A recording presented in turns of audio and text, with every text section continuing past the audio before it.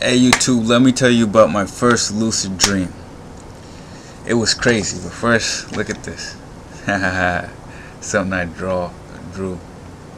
This is a word, but I took out like all the vowels and all the double letters,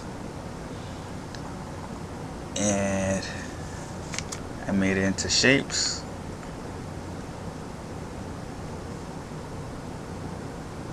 This is a sentence I meant to say.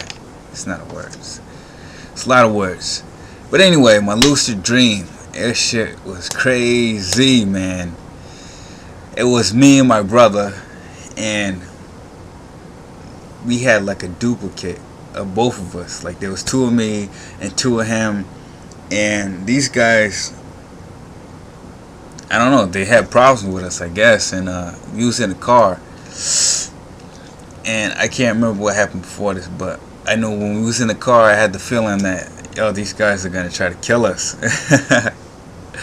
So I was like, my brother, his counterpart was driving, and my brother was on the side of me, so they were both on the same side. And my double was in front of me, in the passenger seat. So what I did was, I put my arms around and I tried to choke him like this. And that didn't work. So then I sat back. I thought about it for a second. Then I grabbed him again. Then I really put it in tight, you know, and I just pulled back and just tried to pull him as far as I could. And eventually my door opened and we slid out.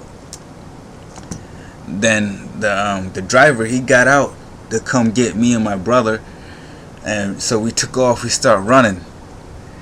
Then he caught up to us in the alley, and I had this piece of glass that looked like a diamond, and it was real sharp. It was huge. It was like about that size, you know. And I told him, hey, I said it like real serious. It was crazy. In the dream, I was like, man, if you keep on chasing us, I'm gonna cut you up for 15 minutes. Then I'm gonna kill you. I said, you should go back for the other guy. I didn't kill him. He's still alive. And he looked at me. Then he just took off to go help the other guy. Then my brother, he now had the glass in his hand, and he was sharpening it on the wall. And I was going. I'm running, and I looked back, and I was like, "Hey, come on, man, come on, let's go." And he's just still sharpening it. And I guess he started to come. And I was looking back. And then I go out, and it was kind of like a tunnel, or we was like under a bridge. And we come out to an open space, and it was like down a hill, all grass. Then there was this one area that was like directly in front of me. It was a concrete sidewalk and a fence. And I was walking down the sidewalk, and on the far left-hand side, there was a bench, and there was, I think, two guys sitting there, looking this way, looking away from me with their back towards me, like this. They were just talking. Then I went, and I was like, just looking at them directly from across from the side of them. And I just sat down, and I'm looking towards the tunnel, waiting for my brother to come out. And I'm looking at these guys sitting on the bench. And another one comes up and sits on the bench. Then I look around. The grass is green, looking up the hill and looking back to the tunnel, seeing if my brother's coming. Then it just dawned on me. I was like, wow, this is a dream. I had no idea how that happened. Like, that never happened. Well, it happened once before, but it was so rare. You know what I'm saying? There was nothing to tell me that this was a dream. Like, you know what I'm saying? I was just looking around, then I just was like, this is a dream.